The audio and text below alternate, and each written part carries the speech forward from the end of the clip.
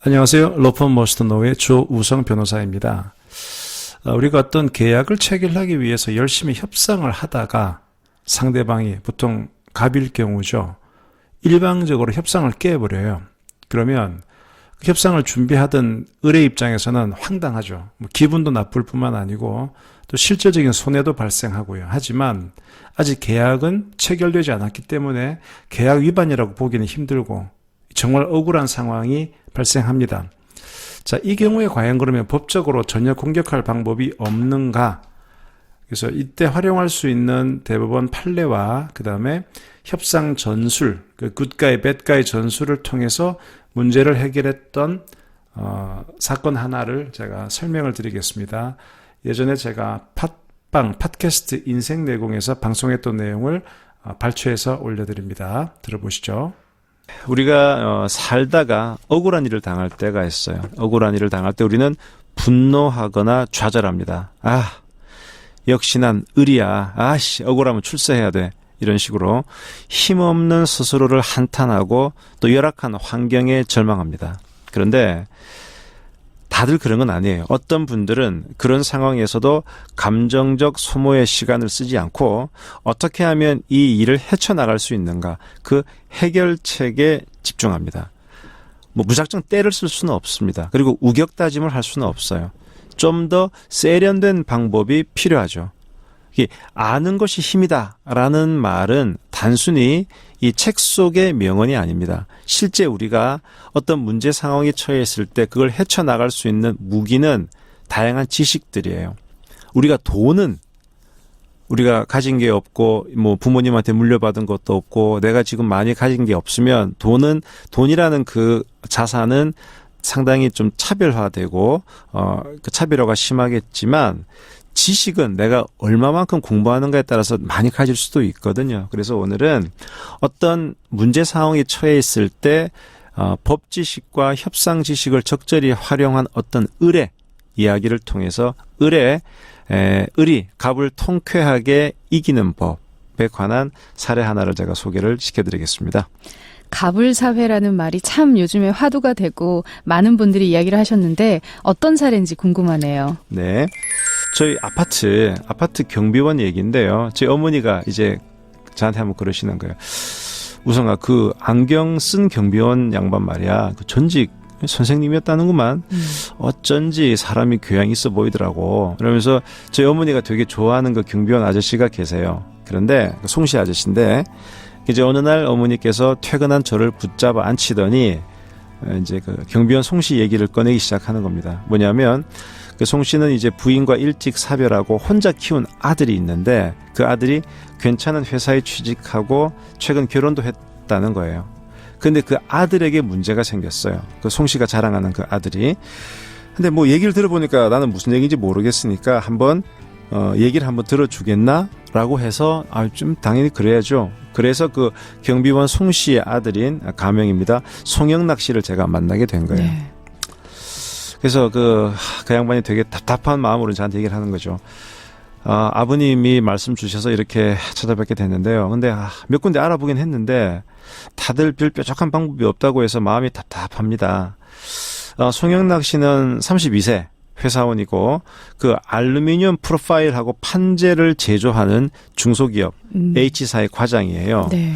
송 씨의 주 업무는 영업이었는데요. 이제 이 자재를 어디다 팔아야 되는 거죠. 근데 요즘 다들 아시겠지만 건설 경기가 어려워져서 작년에도 그렇고 올해도 그렇고 이 송 과장의 영업 실적이 좋지 않은 거예요. 그러니까 회사 내에서는 구조조정 얘기도 흘러나오는 터라서 송 과장으로서는 성과를 내기 위해서 뭔가 잭팟을 한 개 터뜨려야 돼요. 큰 거래 하나를 성사시키기 위해서 이 절박한 상황이었는데 마침 그 사정을 딱하게 여긴 송 과장의 대학 선배가 중견기업을 하나 소개한 거예요. I사를. 여기 한번 접촉해보면 납품을 할 수도 있겠다. 그 후배를 도우려는 참 고운 마음이죠. 그래서 송 과장은 그 I사의 구매 담당인 한모 부장을 만난 거예요. I사는 업계 2위를 달리는 회사로서 만약에 송 과장이 I사하고 거래를 틀 수만 있다면 작년과 올해의 실적 부진을 한 번에 만회할 수 있는 상황인 거예요. 네. 만나보니까 한 부장은 또 되게 호탕한 사람이에요. 뭐 잘 됐네요. 우리 회사는 내년에 또 서산 쪽에 공장을 지을 계획인데 뭐 스펙이나 조건이 맞으면 거래 못할 것도 없죠. 뭐 한번 네. 맞춰봅시다. 네. 이렇게 된 거예요. 그래서 처음 만났을 때부터 한 부장은 송 과장에게 친절을 베풀었고 앞으로 좀 우리가 큰 거래가 있을 수 있다 이런 정보도 준 거예요. 그래서 지금 그 한 부장의 얘기를 가만히 들어보면 이 잘만 되면 이 송 과장은 한 10억 정도의 매출을 올릴 수가 있는 겁니다. 이야, 절호의 기회네요. 이 완전 제 절벽에 매달려 있던 송 과장에게는 구원의 밧줄이 내려온 셈이죠. 네. 근데 원래 이렇게 얘기가 잘 흘러가면 뭔가 좀 그러다가 불안하죠. 그죠? 그래서 이제 송 과장은 다른 거래처 발굴은 일단 다 제껴두고 네. 오로지 올인 아이사 쪽에다가 집중을 한 겁니다. 위험한데요. 네. 한 부장은 필요할 때마다 수시로 송 과장을 불러댔어요. 그래서 뭐 송 과장은 한 부장의 요청에 따라서 제품 사양을 제출을 하고 설명회도 가지고 또 그러니까 한 부장은 그러면 좀 이렇게 시제품이라 그러죠. 이거 테스트 제품을 한번 만들어 줄 수 있냐? 그러니까 송 과장은 가능합니다. 그래가지고 개발팀을 설득해가지고 비용까지 들여서 이렇게 시제품까지 만들어 보내기도 했어요. 이 한 부장이라는 사람이 술을 되게 좋아했대요. 네. 그래서 뭐 저녁에 술을 마시자 뭐 동생같이 생각한다 그래가지고 또 송 과장이 나가서 술 접대하고 뭐 그렇게 했죠. 예. 자, 그러던 어느 날이었어요. 이날도 이제 송 과장은 어김없이 한 부장의 호출을 받았습니다. 근데 그날따라 한 부장의 표정이 좀 평소와 다른 거예요. 이거 송 과장 이거 어쩌지 이거? 내가 이 작업을 거의 다 해놨는데 말이지 이게 갑자기 위에서 틀어버리는 바람에 이번 공사 건은 송 과장 회사 제품을 좀 쓰기가 좀 어려울 것 같네. 이 송 과장은 얼굴에 핏기가 싹 가신 거예요. 네. 아니 이 무슨 마른 하늘의 날벼락이냐. 송 과장은 회사에다가 계속 지금 잘하고 있습니다. 그쵸. 곧 뭐 대박 납니다라고 했는데 그러니까 한 부장님 이러시면 저 큰일 납니다. 아니 그동안 별 문제 없었지 않습니까? 송 과장은 정말 절박한 마음으로 한 부장에게 매달렸어요. 근데 한 부장은 뭐 대단치 않은 일인데 힘들어가 이렇게 말한 거예요. 아니 뭐 우리가 정식으로 계약을 한 것도 아니잖아. 나도 잘해보려고 그랬어. 근데 자네도 알겠지만 회사 일이라는 게 그게 마음대로 안 되는 부분도 있단 말이야. 좀 꼬였어 그래. 네. 내 다음 기회에는 맨 먼저 송 과장을 찾을게. 이번에는 어쩔 수가 없구만. 송 과장이 이해 좀 해줘. 석 달간 작업했던 이 딜이 깨진 거예요. 자, 그래서 제가 이제 그 얘기를 듣고 좀 깝깝하더라고요. 충격이네요. 제가 이렇게 물어봤어요. 그럼 한 부장은 왜 갑자기 마음을 바꾼 거랍니까? 그랬더니 송 과장 얘기는 자기가 여러 경로를 통해 알아봤더니만 한 부장이 양다리를 타고 있었다는 거예요. 다른 업체가 좀 더 세게 배팅을 한 겁니다.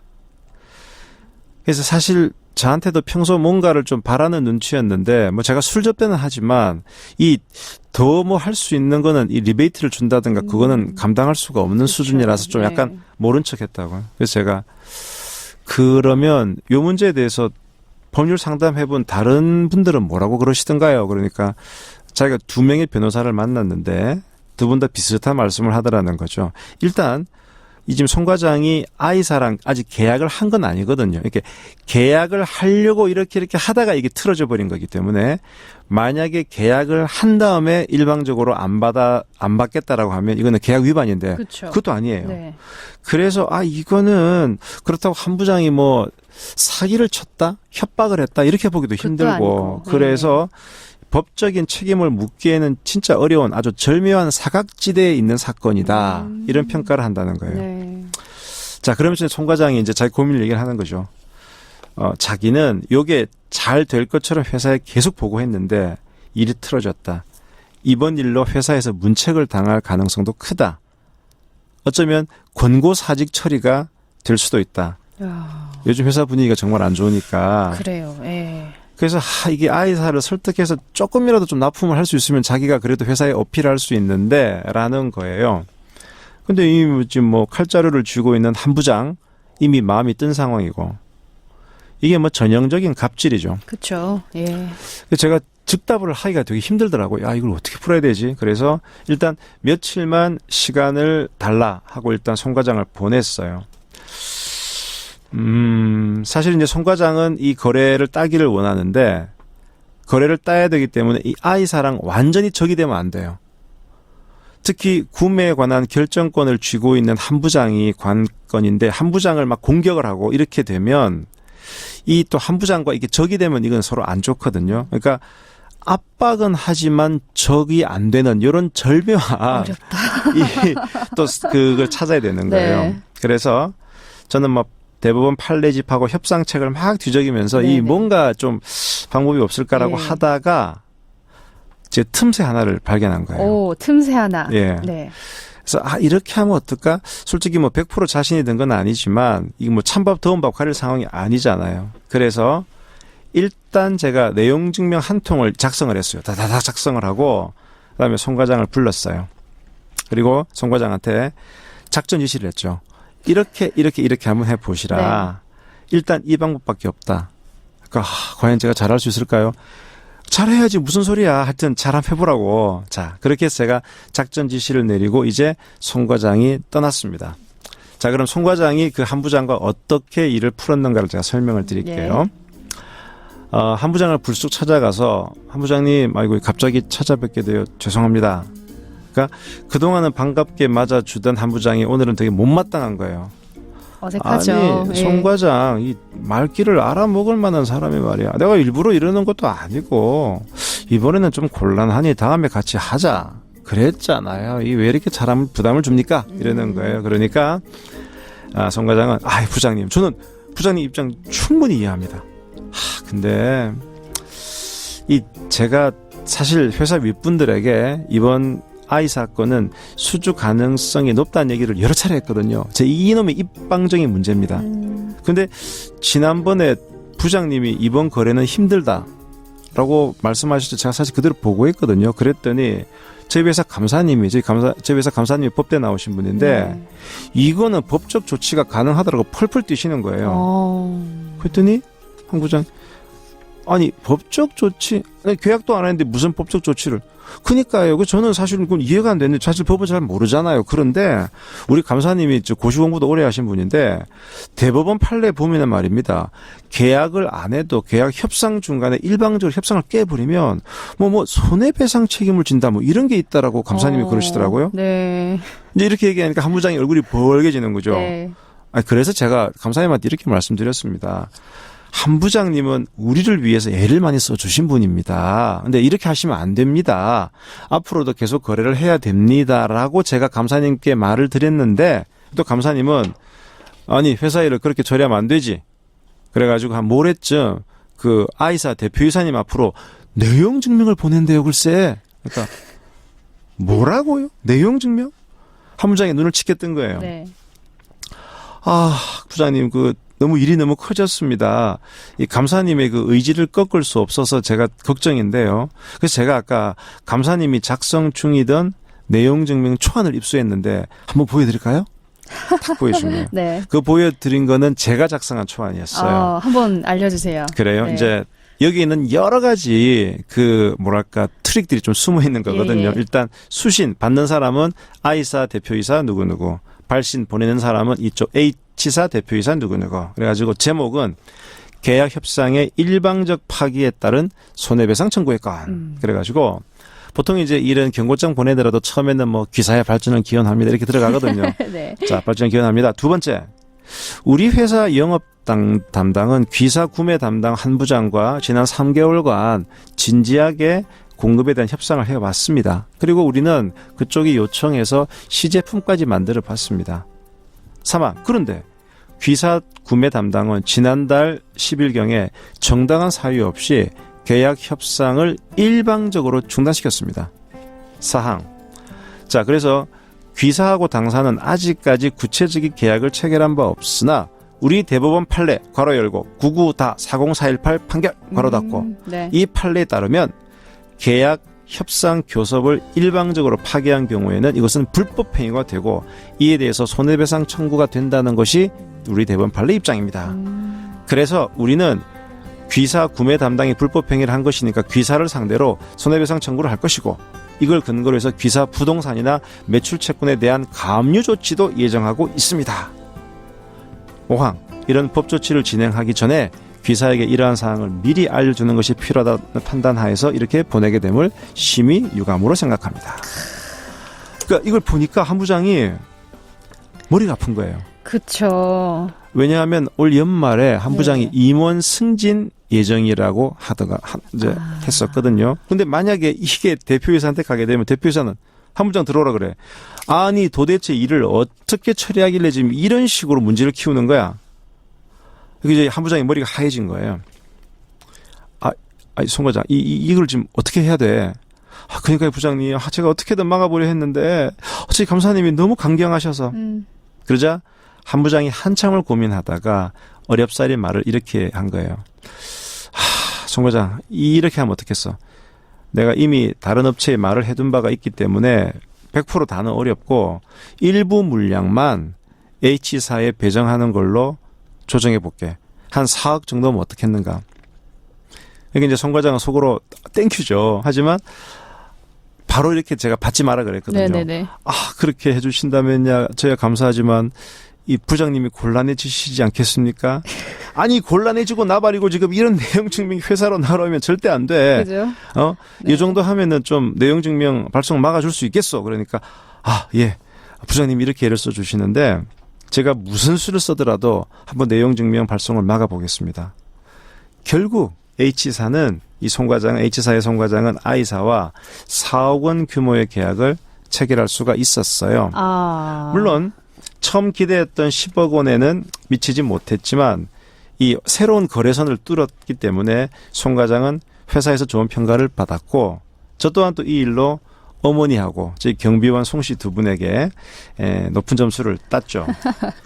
나름의 트릭이었지만 어쨌든 마무리는 좋았네요. 그렇죠. 그래서 네. 여기에서 과연 어떤 트릭이 숨어 있는가를 예. 제가 좀 한번 설명을 드려볼게요. 우선 그 협상론 중에서 굿가이, 배드가이 전술이라는 게 있어요. 예. 이게 뭐냐 그러면 이 송 과장은 계속 한 부장이랑 거래를 해야 되잖아요. 그러니까 이 척을 지면 안 돼요. 척을 지면 안 되지만 우리 화났어. 이 얘기를 하고 싶은 거예요. 그러면 보통 어떻게 하느냐. 송 과장이 자기가 화난 역할도 하고 또 잘하는 역할도 이 두 가지를 다 하려고 그러는데 그럼 힘들잖아요. 그냥 이 분리시키면 돼요. 즉 나는 계속 당신이 좋고 난 당신 100% 이해하는데 우리 회사에 이상한 놈이 한 놈 있어. 이 놈이 정말 이게 뭐 안 된다고 쌩 난리를 치는 거야. 즉 bad guy. 나쁜 사람을 딴 사람으로 만들어버리는 거예요. 그러면 아까 지금 이 사안에서도 제가 봤을 때 바로 송 과장이 한 부장을 공격하는 게 아니고 나는 한 부장 당신 입장 100% 이해해. 다 이해하는데 우리 회사에 감사님이 계신데 감사님이 이거 문제 삼아서 소송 제기했다고 이제 펄펄 뛰는데 내가 참 난감합니다. 그렇죠. 저는 부장님을 이해하는데 네. 협상을 할 때 보면 우리가 보통 여러분들이 비즈니스를 할 때 협상은 하루아침에 이루어지는 건 아니에요. 보면 만나서 얘기하고 한 번 얘기하고 두 번 얘기하고 밥 먹고 술 먹고 이러면 친해지잖아요. 그러면 마지막에 이제 거래 조건 딱 얘기해야 되는데 이미 친해졌어. 그러니까 그쪽에서 예를 들어서 우리가 갑이에요. 그러면 의뢰 입장에서 이제 요청을 하면서 아이고 박 부장 우리 고향도 갖고 말이지 지금 그런데 좀 우리 사정 좀 봐주게라고 얘기하면 이게 이 부장이 매장하게 거절을 못하는 거예요.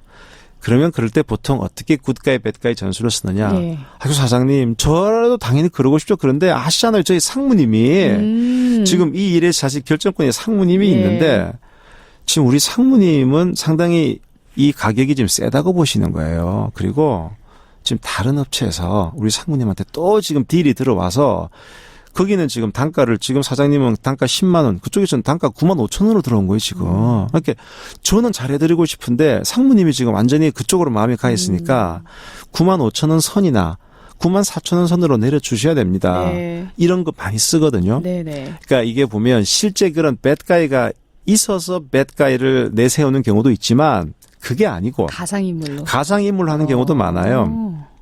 이렇게 하면 뭐가 좋냐. 나는 계속 굿가이니까 당신과 좋은 관계를 가지면서 서로 메시지를 주고받으면서도 가상의 저 사람을 같이 설득합시다. 같은 편이 되는 거예요. 그리고 들어와서 열심히 싸운 다음에 이겼습니다. 같이 술 한잔하고. 그래서 이 굿가이, 배드가이 전술을 제가 썼던 거고요. 두 번째는 아까 뭐 대법원 판례가 나왔잖아요. 네네. 뭐 99-40418 판결.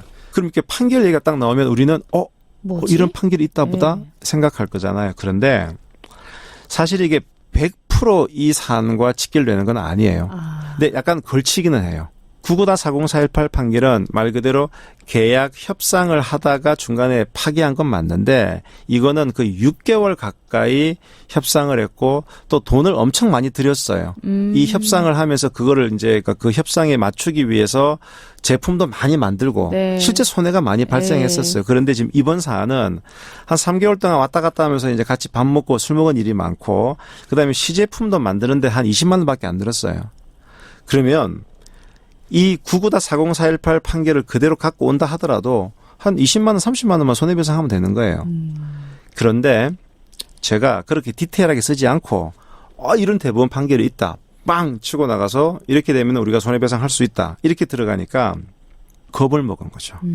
이게 뭐가 중요하냐 그러면 내용 증명을 서로 진짜 많이 보내거든요. 네. 많은 회사들이. 네. 그런데 우리 카드 칠 때 블러핑, 뻥카라고 얘기하죠. 네네. 내가 사실 패가 안 좋은데 패가 좋은 것처럼 이렇게 쭉 가면 상대방이 이제 겁을 먹고 그렇죠. 포기하지 않습니까? 사실 내용 증명이 오가면서 주고받는 이 여러 가지 논리들 중에 이런 블러핑, 뻥카가 되게 많아요. 왜냐하면 아까 제가 99-40418 판결을 보냈을 때 상대방 회사에서 그것을 그쪽 변호사한테 한번 보여주고 그럼 그쪽 변호사가 그 판결을 펼쳐보고 이 사안과 딱 비교해보면 답 나오거든요. 이거는 한 몇십만 원 정도만 손해배상하면 됩니다. 네. 그러면 사실은 이게 별로 무서운 게 아닌데 그렇죠. 앞뒤 말 다 빼버리고 그냥 이건 판결에 따라 퉁 쳐버리면 법률 전공자가 아니면은 그거를 받아보면 모르죠. 무섭죠. 그럼요. 그리고 이거 정말 내가 큰 손해를 부담하게 되나? 그래서 저희들끼리 이런 얘기를 많이 합니다. 재판을 하러 가서 판사 앞에서 뭔가 주장을 할 때는 소위 블러핑 뻥카를 못 해요. 판사가 딱 보고 있는데 이거 왜 그렇게 좀 이렇게 억지 주장합니까? 라고 해서 탁 쳐버리는데 아직 법정에 가기 전 단계에서 서로 내용 증명이 오락가락하는 이 단계에서는 사실 블러핑이 되게 많은 거예요. 그렇군요. 또 이런 거 있잖아요. 우리 뭐 저작권을 침해했습니다. 사진을 썼습니다. 그러니까 얼마를 내세요. 네. 라고 하는 그런 손해배상 청구 많잖아요. 그렇죠. 근데 그 금액이 엄청나게 많아요. 예를 들어 이런 거예요. 자, 지금 기사 홈페이지에 말이야. 우리 신문사 기사가 지금 쓰여져 올라가 있다. 지금 2년째 올라가 있다. 그래서 우리가 외부적으로 신문 기사를 이렇게 줄 때는 한 달에 200만 원씩 받는다. 그런데 너네들은 지금 2년 동안 썼으니까 한 달에 200만 원 곱하기 24개월. 네. 4,800만 원을 내놔라. 실제 제 고문기업이 있었던 일이에요. 사실 그 고문기업은 자기 회사와 관련된 기사가 있어서 그거를 그냥 떼어와서 그 홈페이지에 올려놨을 뿐인데 신문사에서 그렇게 날라온 거예요. 기사 하나 쓰고 4,800만 원. 그게 머리가 아픈 거죠. 그래서 그렇죠. 저한테 왔길래 제가 이제 어떻게 답변을 했느냐. 그러니까 그렇게 4,800만 내라고 하면 거의 대부분 다 겁을 먹고 어떻게든 막 사정을 해서 그러면 그쪽에서 인심 쓰듯이 좀 깎아줄게요. 3,000만 원, 뭐 2,000만 원. 한 2,000만 원으로 내려가도 감사합니다 그러고 돈 내고 마는 거거든요. 자, 그럼 제가 어떻게 얘기를 했느냐. 따박따박 까칠하게 답변을 했죠. 우리 기사에 기사 쓴 것은 미안하다. 자, 그러면 우리가 손해배상 할게. 그런데 저작권법에 보면 그 손해배상이라고 하는 것은 구체적으로 우리가 이익을 얻었거나 당신이 손해를 입은 그 부분에 대해서만 하게 되어 있다. 자, 그러면 당신이 우리한테 그랬지. 당신의 신문 기사를 외부에 다 이렇게 제휴해서 줄 때 한 달에 200만 원씩 받는다고. 자, 그러면 한 달에 도대체 한 몇 건 정도의 기사를 외부에 주니? 거의 한 1,000몇백 건을 주는 거거든요. 그렇죠. 자, 한 달에 1,000몇백 건을 줄 때 200만 원씩 받는다는 얘기예요. 근데 우리는 2년 내내 딸랑 하나만 썼어요. 네. 자, 그러면 우리는 계산을 못 하겠으니까 너네들이 계산해서 줘. 이런 식의 계산 방법이 아니고 그렇죠. 한 달에 너네들이 1,000몇백 건을 외부에 주는데 우리는 한 건을 똑같은 네. 거를 2년 동안 썼으니까 이 2년 동안 똑같은 한 기사를 썼을 때 손해배상, 적절한 손해배상을 저작권법에 따라서 계산해서 우리한테 보내줘. 플러스 알겠지만 당신이 받을 수 있는 권리 이상의 돈을 우리한테 요구를 하고 뭐 형사 고소하겠다 이런 식으로 얘기를 하는 것은 그것은 협박죄나 공갈죄가 될 수 있어. 그러니 우리 돈 낼게. 그러니까 얼마면 돼? 대신 정확한 계산을 해서 줘라고 답변서를 보냈죠. 네. 그다음에 감감무소식이에요. 어. 왜냐하면 이렇게 경고장을 쫙 보내놓으면 거의 대부분 겁먹고 아이고 제발 살려주세요 그러거든요. 그러면 선심 쓰듯이 툭툭툭 가는데 이렇게 까칠하게 오면 야 얘들은 빼. 이제 빠진 거죠. 네. 그 사실 이제 그런 것도 네. 저작권법에 대한 그런 내용을 알고 있으니까 그렇죠. 이게 이제 이겨진 거죠. 협상에 관한 책을 제가 한 권 소개시켜 드릴게요. 네. 우리나라 협상에 관한 책이 많은데 오명호 소장이 쓴 그 협상의 한수란 책이 있어요.